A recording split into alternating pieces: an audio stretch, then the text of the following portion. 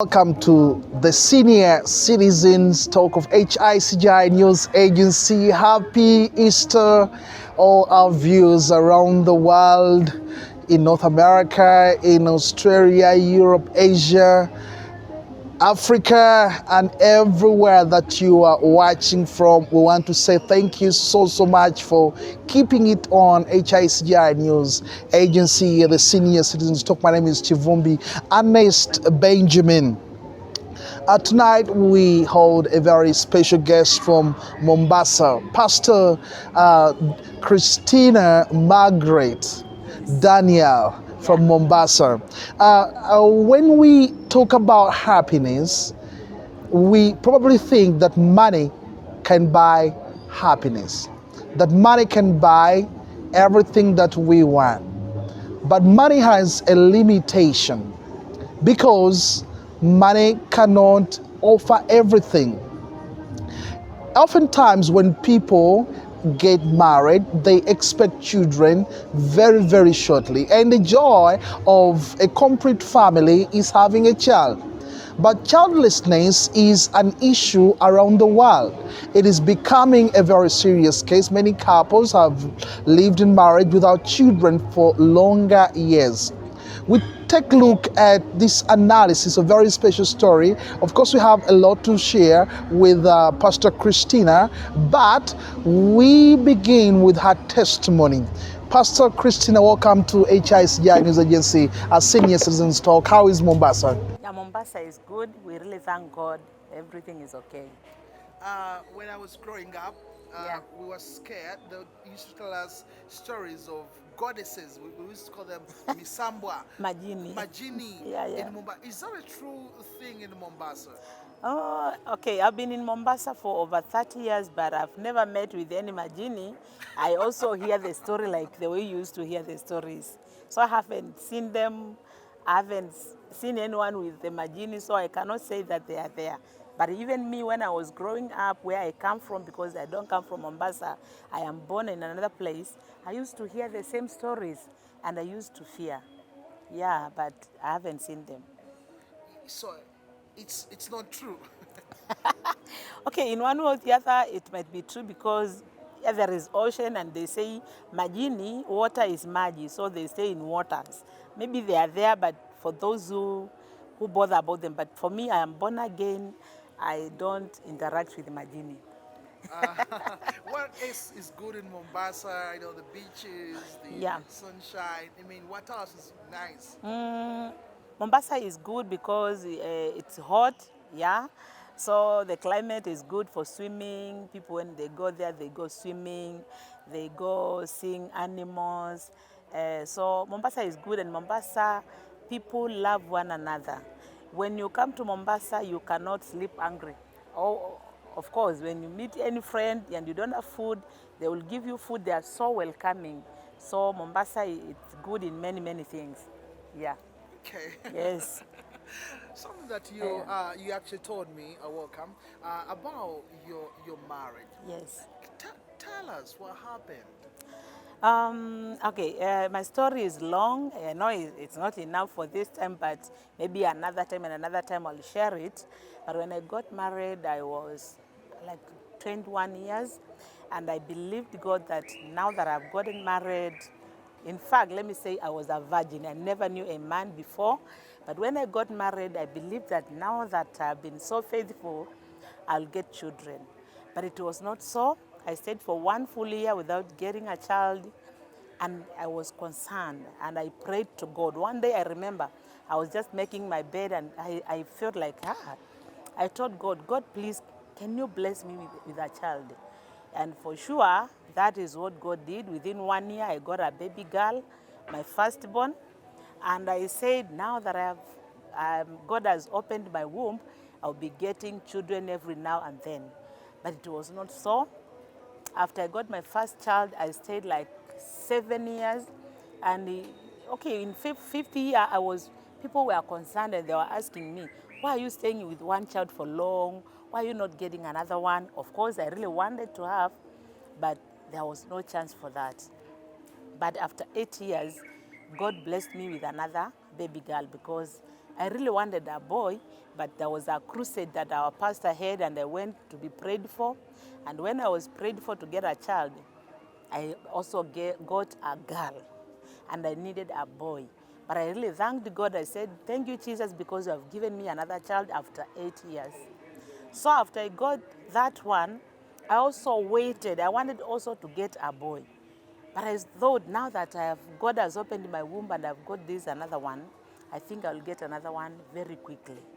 But it was not so. So after like 5 years, I got pregnant, and instead of having that child, I did a miscarriage of a baby boy. And I was very bitter with God.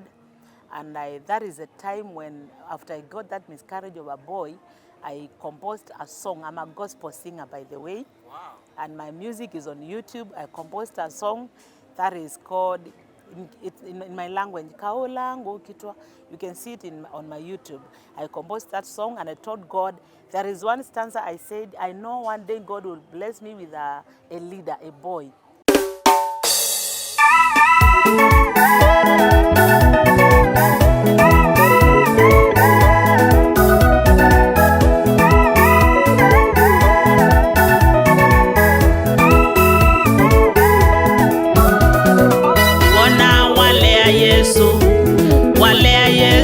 Ona walea Yesu tumanyeni wathina.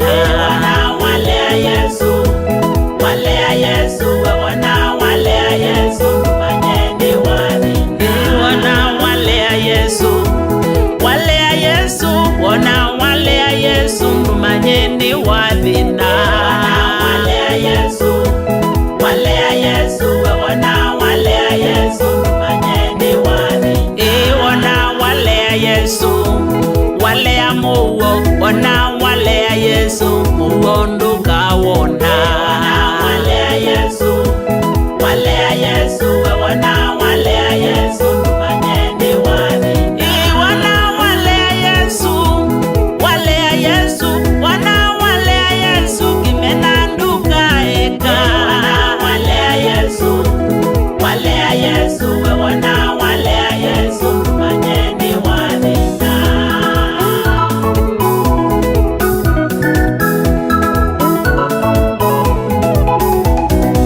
Ona walea Yesu, malea Yesu, ona walea Yesu, tumanyeni wathina.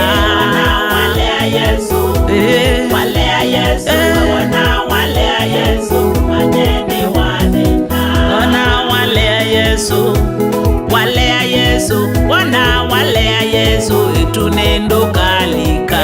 Ona walea Yesu, walea Yesu, walea Yesu, etu yanga inokayona.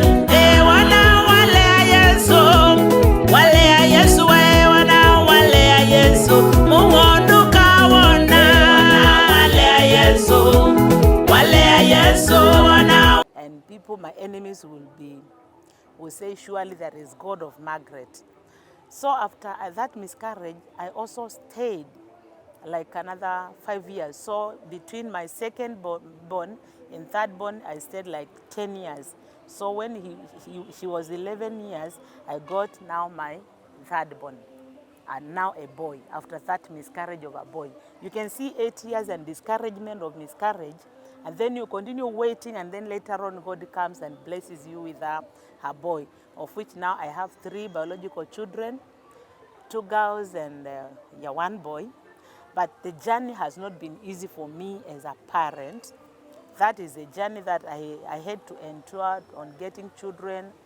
So in that process of taking care of them and them growing, one of them was involved in drugs. At what age? At the age of 17. Yes.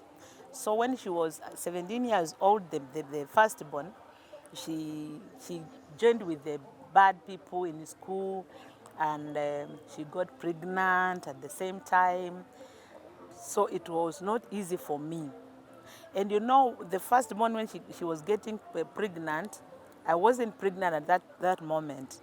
She got a baby, and she didn't change the habit of drugs and going with that boyfriend who was not a good person. So in that process, she took the child and they went to stay in that boy's child where we didn't know where the place was. So I tried my best. I looked for her. I took her with the child. I took her home where my mother-in-law stays so that maybe she can reform. And I can remember very well, that day when we were going home, we reached in our town and we met with a lady who knows me very well and knows my children. She could not recognize that was my daughter.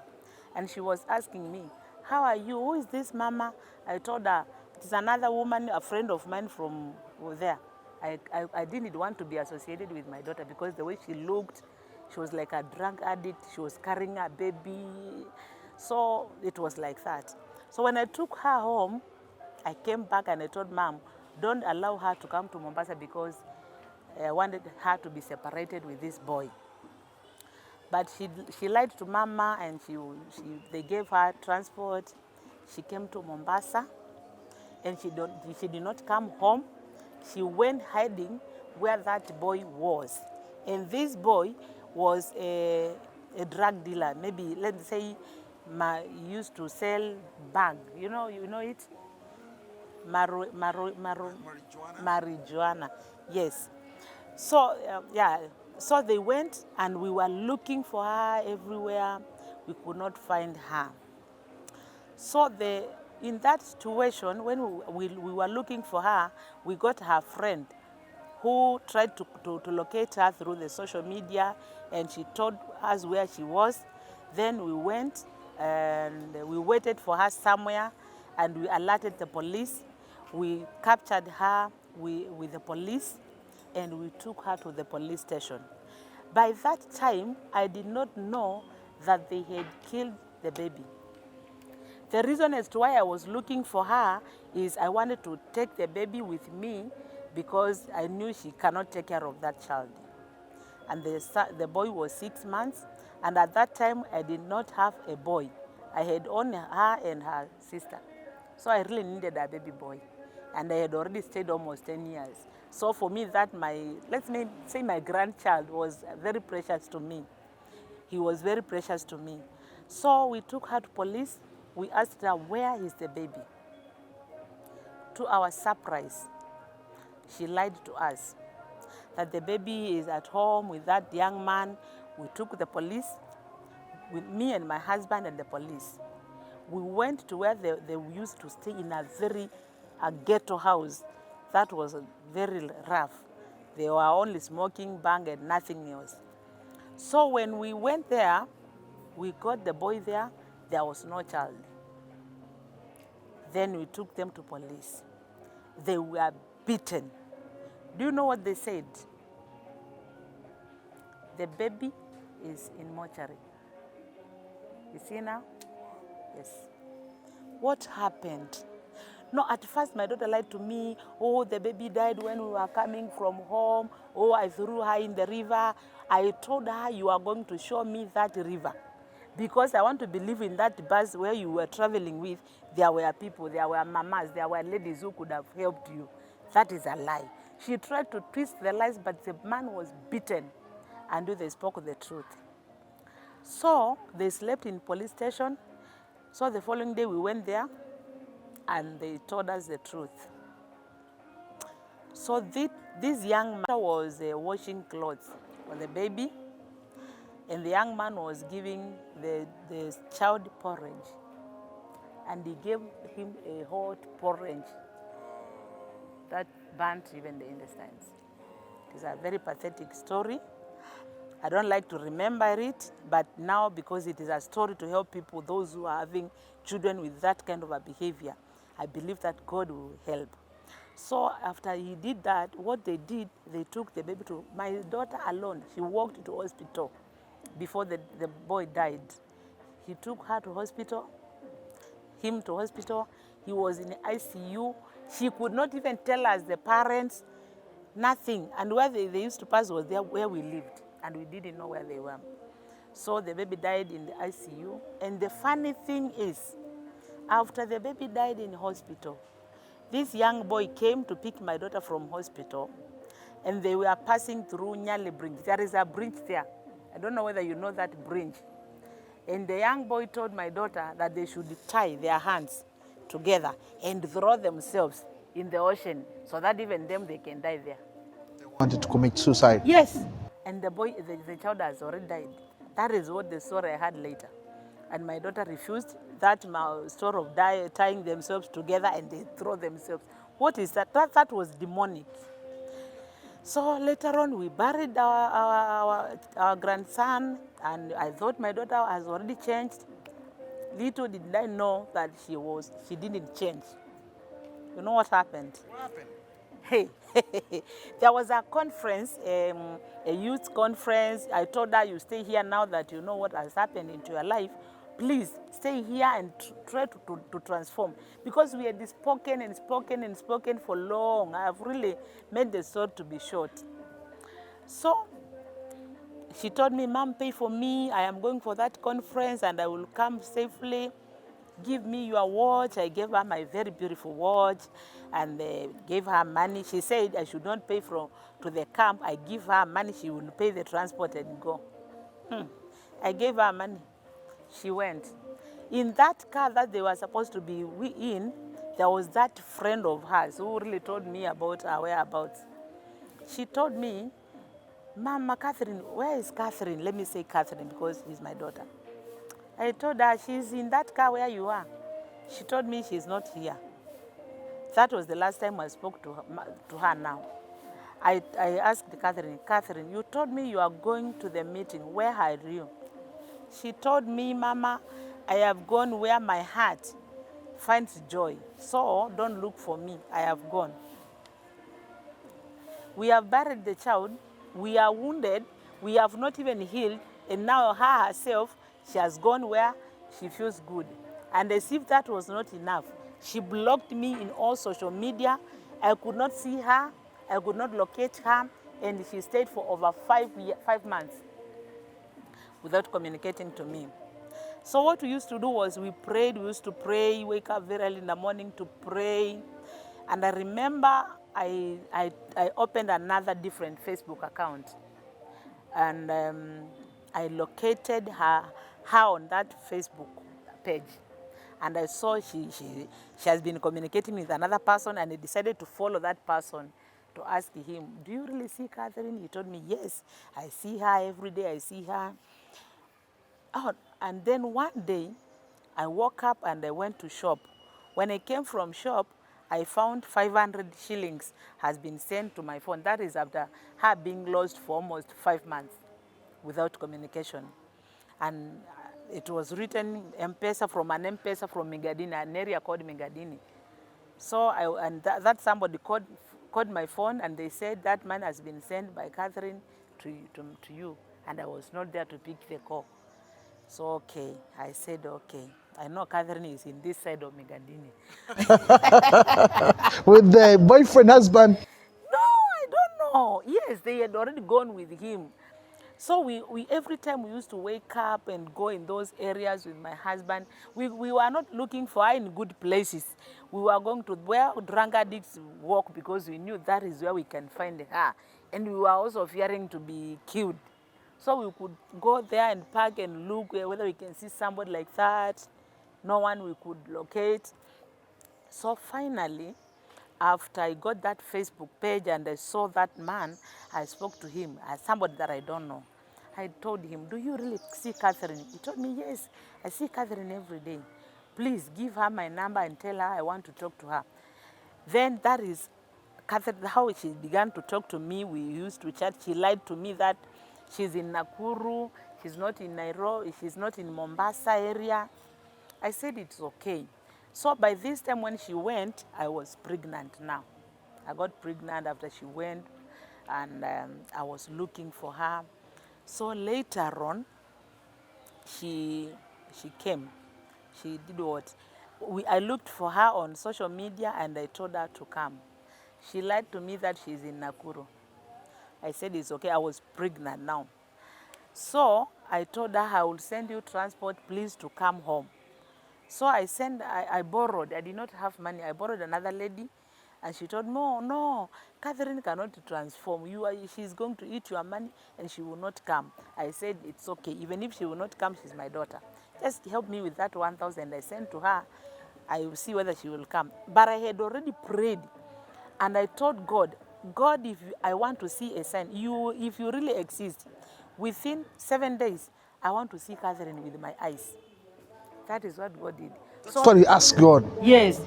So I woke up one day in the morning, the day she told me she's traveling from Nakuru to come to Mombasa. That day I woke up and I was going to the bank there near. When I went to a market and I found somebody was buying shoes on a Mtumba shop. To check, it was Catherine. I asked Catherine, "Catherine, is here Nakuru? You told me that today you are in Nakuru, so here is Nakuru." She laughed. She had bought some cassavas and whatever, and she stood up and she went while I was looking at her like this, and I don't know where she went. I asked Catherine, "So you mean you will come or you will not come home?" "Mom, I will come." And she carried her bag like that one, and she went, and that I saw her after that 6 months, she went. So me, I said, "Thank you, God, because I prayed to you. You told me, I told you if you really exist, I want to see her alive, and I have seen." God told me, "You have seen her." Yes, I said, "For sure I have seen her, and 7 days are not over." So that's how she went. By that time, we had already opened a church. We left the main church where we used to go. We had begun our church, small church.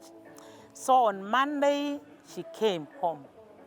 She found us there with his father. We were washing clothes. And she was very okay. She was okay. She said, "I am going to transform. I've been doing hawking in the hotels there, and I found somebody who said, Muzungu, who said he will pay for my college, so I need to go back to school and learn."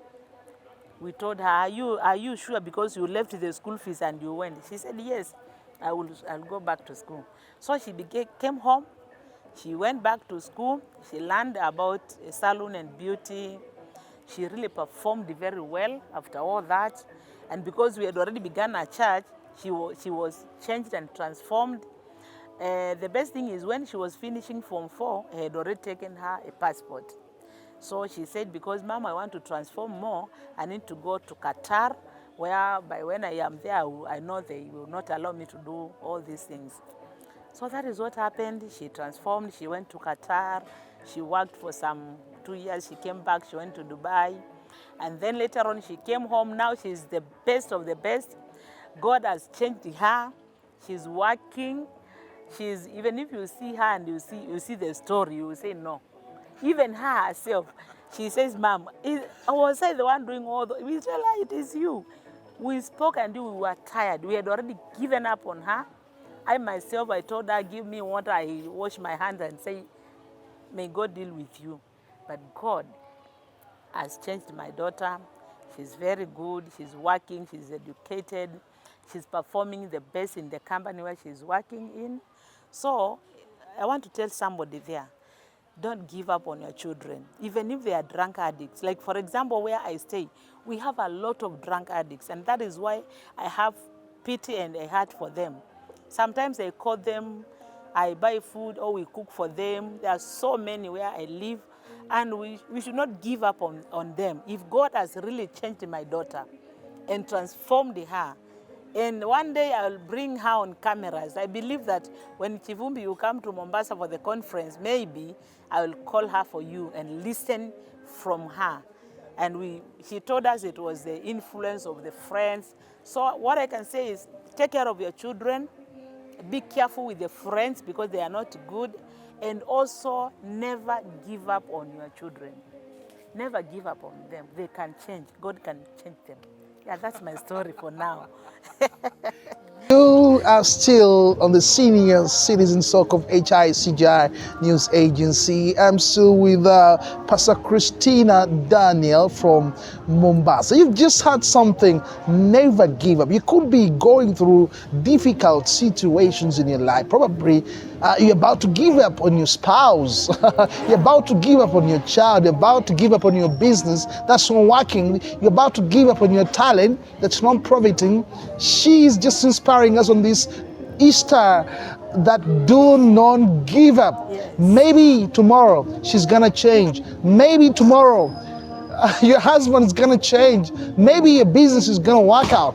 Maybe something's gonna work up. So don't just give up.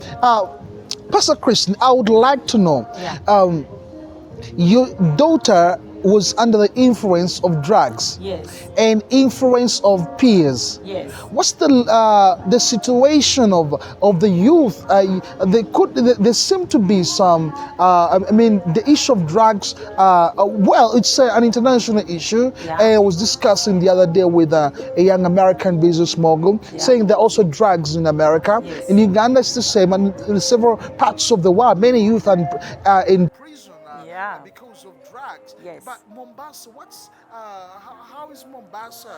Oh, let me say, I think Mombasa is the mother of all drugs.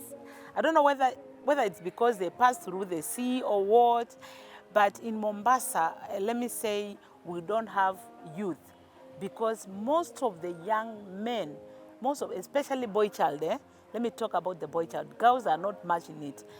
Girls are in the prostitution. But the boys now in Mombasa, and not really boys, young men with families, they have left their families, they are on drugs. If you come there and see them, very handsome men. Sometimes you can be, when they are not, when they dress well, you might think they are not on drugs.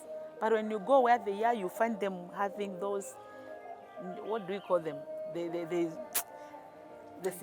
They're injecting themselves, and they are useless. Let me say they are useless because what they normally do is to steal anything. So in the area where I live in Mombasa, there is a place called Freetown and another place called Bombolulu. There are so many of them. They really need help. Most of the times, I talk to them. I call them in charge. I talk to them, and they tell me, we want to change, we want to be transformed. But how can we change? They don't even have money to buy the drugs. They better steal and buy the drugs. So I can say it is a major issue. It's not an easy thing. It's a major issue that needs to be taken care of by the government. Yes, so the government is not doing enough to face the situation and find a solution. Yes, the government of Kenya now is trying. The wife of the vice president in Kenya, she's trying to deal with it. Me personally, I've never met really with her to tell her about the situation on our area. But I don't know whether they are taking them to the rehabilitation or where they are taking them. But in our area, they have not reached. Let me say the truth. In our area, as we talk now, they are there. The other people who are in our area, they are prostitutes. The other day, a lady came to our church. It is me who wanted to pray her son comes to church, but that day I felt in my heart that I need to go and see where their parents live. So I told the boy, today I want to go and see where your mom lives because I don't know your mother. Little did I know that the mother, is another issue. So the boy told me, what, Pastor, wait here, I go and call my mother. So when the boy went, he called the mother. The mother came. Let me say, she was very open to me. She cried. She said she has been wounded in churches. She is HIV positive, even you see her. She told me, Mama, have been passing through a lot because even my son has got no place to live. He lives with friends, and those friends are not even good friends. They are not born again. So sometimes he sleeps on the streets, and the boy found him there and asked him, Mom, are you sick? On the street because she doesn't know where to sleep. So I took that lady. I said, even if I pray for her to be saved, she removed all the rings she had and she said, I want to surrender to God. So I prayed for her. She's called Cecilia. She's in my house even today. And I gave her a room in my office where I normally have my office. I gave her a small room. I gave her a mattress and some food for that day. And she's very happy. I took her she had already stopped taking the drugs because she wanted to die. But I took her to the hospital. The doctors came for her. Now she's taking medication. And the problem we have now is food, how to take her. And she's not alone. Because of her, she brought another lady, got saved. And now a gay came. Hey, in Mombasa we have gay. Prostitutes are gay and even ladies. So that young man came and he told me, Mama, you see me, I look like a lady. I am not a lady. They call me Diana, but my real name is, let me not say the name. But in that street they call him Diana. He told me, I am like this and I've been passing through a lot because people have really rejected me. My father has rejected me. He doesn't want to see me because of my behavior.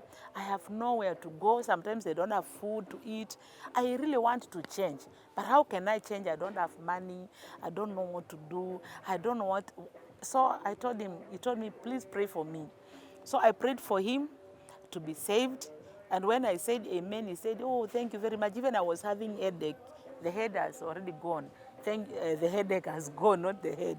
So I just want to ask people out there, if you have anything we can support these people, please, even through Dr. Kivumbi, I will appreciate, because where I live, they really need help. They need help. And me, my heart is for them. I would like them to be helped. They told me, you need to have a big room, because when you pray for us, we get saved. We will come here to stay. But the best thing with them, this lady, Cecilia, she's very hardworking. She told me she's a saloonist. She can do plait hair. She told me, Mom, when I feel good, I'll now go selling, hawking the fruits, the watermelon I put on the bucket, and I go selling. So I said, this is a very good person. So the son doesn't go to school. We are seeing how we can help that young man. He's very bright, and he's 18 years, and he doesn't go to school. And we don't want to be involved by the drugs there. So we are looking on how to help them to go back to school, and the mama to be strong, and others even to have somewhere they can stay so that they can do their things, other things, not prostitution or drugs. Yes. Yeah, when you talk about prostitution, Yes. I mean, what could be the stealing factor of so much prostitution in Mombasa? It is lack of jobs, no job opportunities, and the economy of the country. And no one say that is that bad, but there is no jobs in Kenya. Yeah, there are a lot of people, they don't have jobs. So maybe others are not educated. Others are because of the rejection of the family. Like, for example, when my daughter was going through all those things, if I could have rejected her and given up on her completely, after she comes back to her senses, because when you reach 20 years, 25, you now become a mature person. And then she doesn't have anyone who takes care of her. She could have joined that trade of prostitution to earn living, because the community does not accept them. This lady told me that even at home, after they buried their mom, their aunties told her, you take your son and go, never come to this home again. So the rejection of the community, it makes people to hate themselves and do whatever is available for them. Yeah. So the interventions you think that you can do as a church, or maybe if you also have an organization, what specific assistance would you need to support you to combat drugs and prostitution in Mombasa? Like on the side of the prostitution, I think, okay, both of them, I think if we can have them trained, yeah? Because you don't tell people, just go to work. He doesn't know that whatever to work. I think we need to take them to schools, to colleges, whereby they can get knowledge. After they get knowledge, like this one knows maybe to plait hair, so if she can get that education for how to do it perfectly, she can have her own business, and then she will not be a problem to the community, you see. And even the other guys who are on drugs, when you take them to do carpentry, to do other things, taking them to those colleges, it will help them to change, and after they change, they have their own business, or they will be employed. Because they don't know even how to build houses, they cannot do the work of building. So construction, you see. So when we educate them, they get a skill, they can work for themselves. So for me, that one is better. Yeah. So education, skilling at least would make them busy, Yes. so that be in position to do Yes. something Yeah. at the end of the day and something with them. Yes, and now the basic thing, before we take them to that education, they must be having a home where to live. Not necessarily a big home, but at least to have a room for men and ladies. When they wake up, they go to school, go to college, go learn this. Those who can have something to do, they don't need any education, then they can do. But let them go to colleges. When they are there from morning to evening with the teachers, they are also trying to reform. And they interact with people with the sober minds. So after they finish maybe 6 months, they go, they become good people in the community. For me, I think that is my idea. I know there are so many other ideas, but for me, I think that would work better for them. How do you see it? I think it's a brilliant idea. yes, yes. Absolutely, I Yeah. totally agree with you. Yes. So now to help them, just having a room for ladies, another room for men, and then from there, maybe they all have food, but let them go to school. And if there is anything that makes people, they can help do to generate money while still going to school, we look for it slowly. But just giving them a duration of 6 months, I know everyone will be having these short-term courses, and they will do better. Yes, and they are in charge all the time.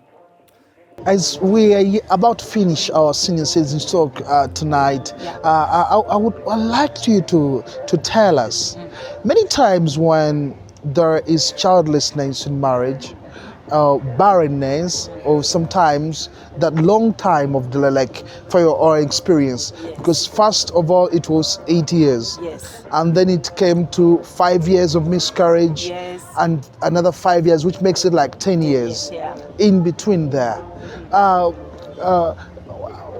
The level of patience amongst men in such a kind of marriage Yeah. is very, very minimal. Yes. For your case, your husband, wasn't he bothered about that? Okay, let me say I have the best husband. Not really the best, but for me, he's good. My husband has never bothered me.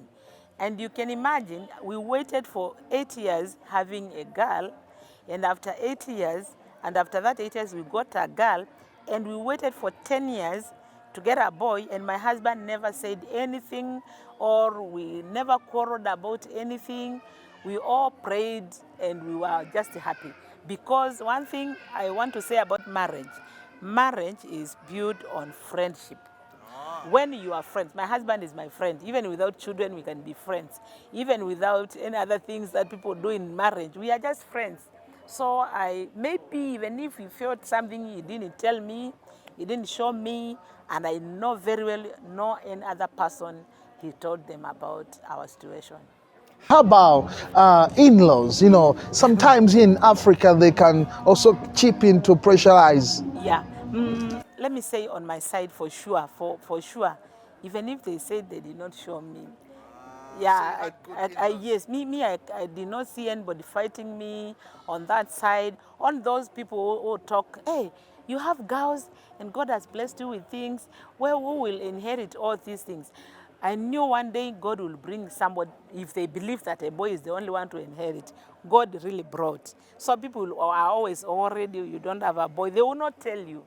They will not show you, but they say, even if they buy a car, what is it for? And they don't have a boy. But they don't show you, they don't tell you publicly. So for me, I didn't face a lot of challenges, yeah, from my in-laws. No, I cannot blame them. Yeah. Yeah. Is that something else that you would like to share with us on the Senior Citizens Talk Yeah. Something else. as we wind up? Okay, at the moment, as we wind up, I want to say thank you very much for giving me this opportunity, and also thank you very much for even receiving me. You know, as we talk, I'm in Uganda. I came for a mission. It was not good for me, but I thank you very much, Dr. Kivumbi, for standing on this gap, even to help me go back home. That is what I can say, and I want to talk to pastors. If you welcome people for a mission, please take care of them. Don't let them be a burden to other people. Please, pastors and men of God. I came here to preach, but it wasn't really good for me. And I thank God for this great man of God. You have helped me. May God bless you. Other stories we'll talk more and other time we meet. Yes. It's been a pleasure to keep you on this Easter Sunday of year 2024 at the Senior Citizens Talk of HICGI, a news agency. Just to give you a short recap of what we've just analyzed. One, it's been a marriage of childlessness. For her case, she first had a child after 1 year, and then after 8 years, she never had any child. And in between there, after 5 years of having another child, what it was looking for a third one, it took, 5 more years, and altogether 10 years. So that level of patience, believing, is very instrumental when we are about to pursue a lot of things in our lives. How patient are we with people? How patient are we when businesses are not yet working out? How patient are we when marriage is not yet working out? How patient are we with each and everything? Maybe about to give up your church, about to give up your education, about to give up anything. She's just saying also, never give up on anybody, because somebody can change tomorrow. If you keep in prayer, if you keep believing, if you keep talking to people, if you keep doing something nice, maybe they will change. It's been a pleasure to be with you once more. Until next time, my name is Kivumbi Earnest Benjamin, and on the camera is Ronnie, and our producer. This show is brought to you by CABE International Group. Just go to Google and put that CABE International Group.com. Happy Easter.